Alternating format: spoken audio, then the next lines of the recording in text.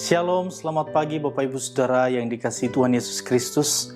Bagaimana kabar Bapak Ibu pagi hari ini? Doa dan harapan saya Bapak Ibu dalam keadaan sehat selalu. Hari ini kita akan merenungkan firman Tuhan dan sebelumnya mari kita berdoa. Kami bersyukur kepadamu ya Tuhan, pagi hari ini kembali lagi kami datang kepadamu mengucap syukur atas anugerah-Mu dalam hidup kami. Kami bisa bangun dari tidur kami bisa menghirup udara segar. Itu semua bukti penyertaan-Mu dalam hidup kami.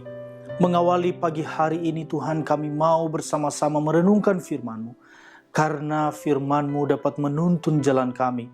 Dan biarlah melalui firman-Mu, kami tahu kemana kami harus melangkah. Bahkan di tengah-tengah tekanan yang kami alami, di tengah-tengah kesulitan yang kami alami, firman-Mu dapat menguatkan kami, dapat memberikan sukacita dan damai sejahtera dalam hidup kami. Kami siap merenungkan firman-Mu dalam nama Tuhan Yesus. Amin. Bapak Ibu Saudara yang dikasihi Tuhan, tema renungan kita pada pagi hari ini yaitu jangan menghakimi. Firman Tuhan terdapat di dalam Roma pasal 2 ayat 1 sampai 11. Hukuman Allah atas semua orang. Karena itu hai manusia, siapapun juga engkau yang menghakimi orang lain, engkau sendiri tidak bebas dari salah. Sebab dalam menghakimi orang lain, engkau menghakimi dirimu sendiri, karena engkau yang menghakimi orang lain melakukan hal-hal yang sama. Tetapi kita tahu bahwa hukuman Allah berlangsung secara jujur atas mereka yang berbuat demikian. Dan engkau, hai manusia, engkau yang menghakimi mereka yang berbuat demikian, sedangkan engkau sendiri melakukannya juga. Adakah engkau sangka bahwa engkau akan luput dari hukuman Allah? Maukah engkau menganggap sepi kekayaan, kemurahannya, kesabarannya, dan kelapangan hatinya? Tidakkah engkau tahu bahwa maksud kemurahan Allah ialah menuntun engkau kepada pertobatan? Tetapi oleh kekerasan hatimu yang tidak mau bertobat, engkau menimbun murka atas dirimu sendiri pada hari waktu mana murka dan hukuman Allah yang adil akan dinyatakan.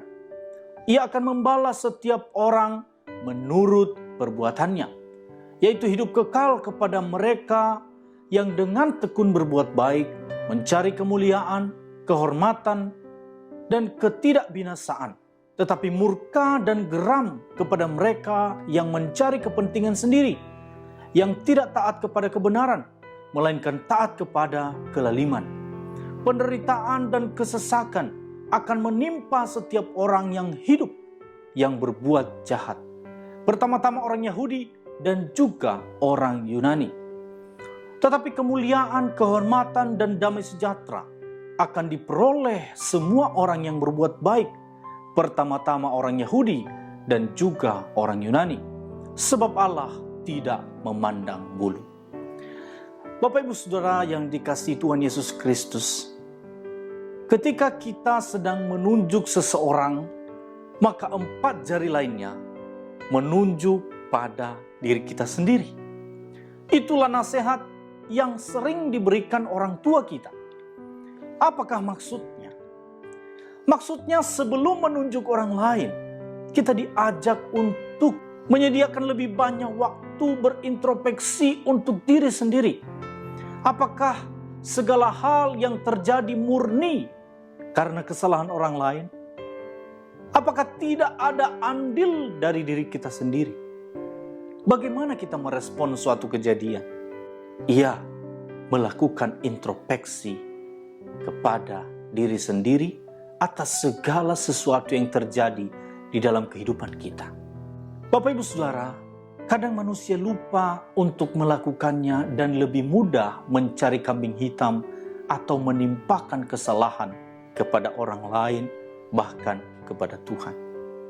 Saudara, sekelompok orang yang beriman kepada Yesus Kristus telah hidup di Roma jauh sebelum Paulus merencanakan kunjungan ke sana. Sekitar tahun 49, orang Yahudi dan kelompok baru pengikut Yesus bertikai hebat pada saat itu, sehingga Kaisar Romawi yaitu Claudius mengusir mereka keluar dari Roma. Itu kisahnya terdapat dalam Kisah Para Rasul 18 ayat 1-4. Sekitar tahun 56 saudara, saat mereka kembali ke Roma, tampaknya pertikaian itu masih ada atau masih tersisa. Sehingga Paulus mengingatkan bahwa menghakimi orang lain dan menuduh mereka berbuat jahat memang sangat mudah. Tetapi sebelum melihat kesalahan orang lain, lebih baik berintrospeksi terhadap diri sendiri, karena bisa jadi kesalahan yang sama juga dilakukan oleh orang tersebut. Saudara-saudara, bagi mereka yang mau bertobat dan meninggalkan kekerasan hatinya, kemurahan Allah akan diberikan kepada siapapun, baik kepada orang Yahudi maupun orang Yunani. Yesus pun mengingatkan kepada kita semua, saudara, melalui doa Bapa kami yang diajarkan oleh Tuhan Yesus sendiri.